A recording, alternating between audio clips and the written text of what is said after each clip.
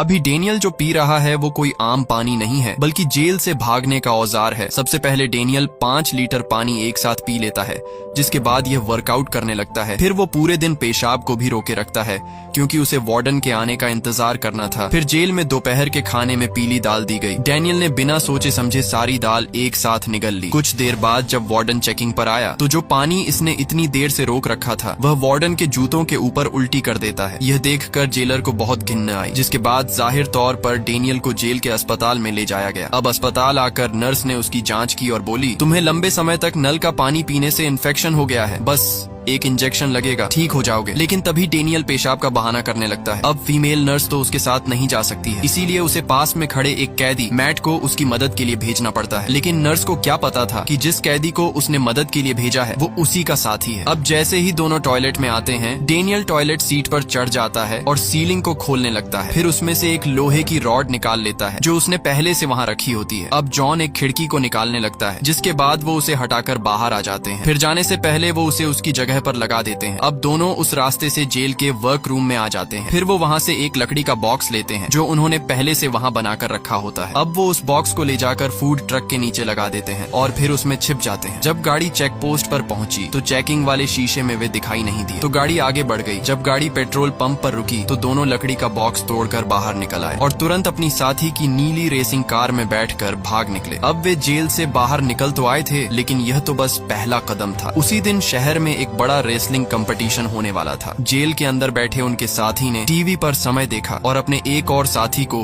आंखों से इशारा कर दिया। वो साथी समझ गया और तुरंत उठकर अपने दुश्मन के सामने जाकर उसे बुरा भला बोलने लगा। बस फिर क्या, पूरी जेल में हाथापाई शुरू हो गई। पुलिस वालों ने इमरजेंसी में अलार्म बजा दिया। जेलर ने कैमरों में ये सब देखा और घबराकर फोन उठाया और आदेश दिया कि सारे दरवाजे बंद करो, कोई बाहर न निकल पाए। नर्स कुछ समझ पाती उससे पहले ही मेडिकल रूम का दरवाजा भी बंद कर दिया गया। एक अफसर ने बाहर जाकर मदद बुलानी चाहिए, लेकिन जेलर ने साफ मना कर दिया, क्योंकि इससे उसकी नौकरी पर सवाल उठ सकते थे और उसकी नौकरी भी जा सकती थी। इधर इन कैदियों ने जेलर को पकड़ लिया। उसने बहुत समझाने की कोशिश की, लेकिन कोई कैदी नहीं माना। उन्होंने सोयाबीन की चटनी कैमरे पर लगा दी और खाने की प्लेटों व एल्यूमिनियम फॉयल से खिड़कियां ढक दी ताकि बाहर से कुछ भी दिखाई न दे। ये सब सिर्फ इसलिए किया गया था ताकि डेनियल को बाहर अपने काम के लिए समय मिल सके, क्योंकि उसका असली प्लान अब शुरू होने वाला था। डेनियल का असली लक्ष्य था रेसिंग प्रतियोगिता में लोगों द्वारा सट्टे का पैसा, जहां अरबों डॉलर नकद में जमा हो रहे थे। क्योंकि वहां बहुत भीड़ थी तो ज्यादातर लेन देन कैश में हो रहे थे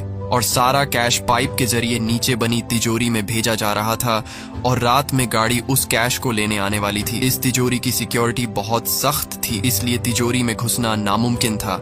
और इसके साथ एक और दिक्कत थी, अभी भी ज्यादातर लोग ऑनलाइन ही सट्टे का पैसा लगा रहे थे। तो डेनियल के पास एक कमाल का आइडिया था। उसने एक छोटा सा बम रेडी किया और रेसिंग ग्राउंड के पास बने सिग्नल टावर को ही उड़ा दिया। जैसे ही टावर उड़ा, सभी कार्ड और मशीनें भी बंद हो गईं और ऑनलाइन पेमेंट बंद हो गई। अब लोग मजबूरन कैश में भुगतान करने लगे। थोड़ी ही देर में तिजोरी कैश से भर गई। अब दोनों चोर, डेनियल और उसका साथी, झाड़ू लगाने वाले की ड्रेस पहनकर कचरे पाइप के जरिए नीचे बंकर में पहुंच गए। डेनियल ने कहा, अगर हम ये कैश पाइप बीच में ही फोड़ देंगे तो सारे पैसे बीच में ही यहीं रोक सकते हैं। उसने 2 ब्लीच, 2 पेन, एक प्लास्टिक बैग और गमी बियर वाली कैंडी का इंतजाम कर लिया। ब्लीच पेन प्लास्टिक बैग में डालकर उसमें कैंडी मिलाई और एक घातक सा लिक्विड तैयार हो गया। अब बम भी तैयार था। उसका साथी चौंक कर बोला, भाई ये फटेगा भी? डेनियल पहले एक CIA एजेंट रह चुका था। उसने दीवार पर केमिकल का फॉर्मूला बनाकर सब समझाया, लेकिन बाकी दोनों को कुछ समझ नहीं आया। फिर भी उन्होंने बम टाइमर के साथ पाइप में डाल दिया। काफी देर होने के बाद भी कुछ नहीं हुआ। जब ऊपर देखा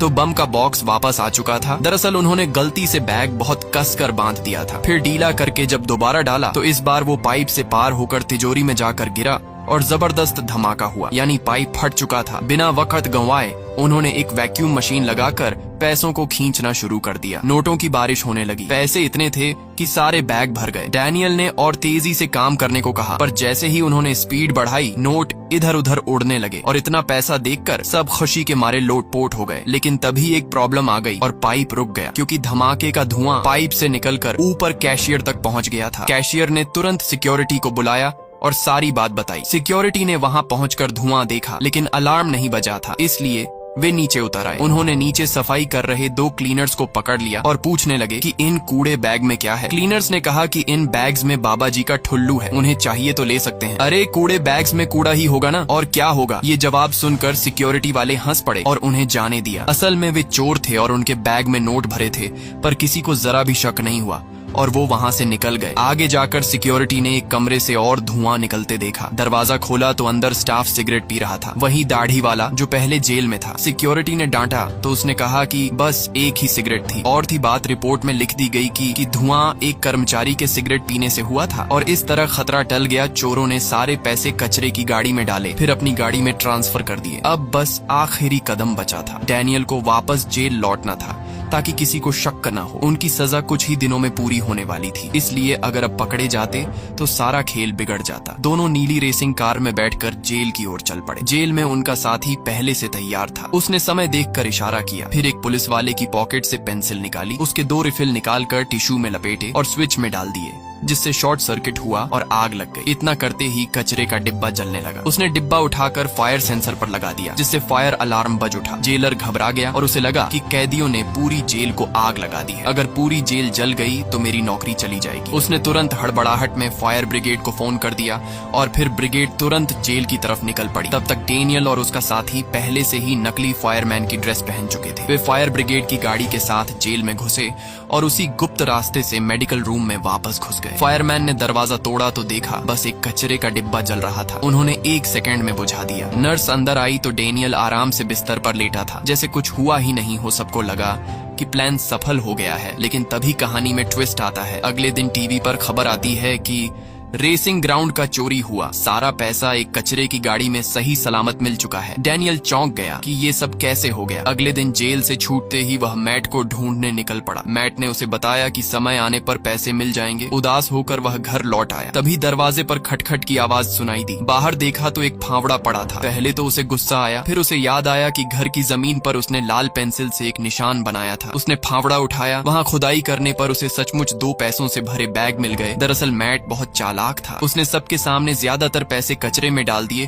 ताकि पुलिस केस बंद कर दे, लेकिन आधे पैसे एक अलग जगह छिपा दिए जिनमें जीपीएस ट्रैकर भी लगा था। 6 महीने बाद जब केस ठंडा पड़ गया तो उन दोनों ने पैसों को ट्रैक करके आराम से वे छुपे हुए बैग भी निकाल लिए और इस तरह बिना किसी को शक हुए वो अरबपति बन गए।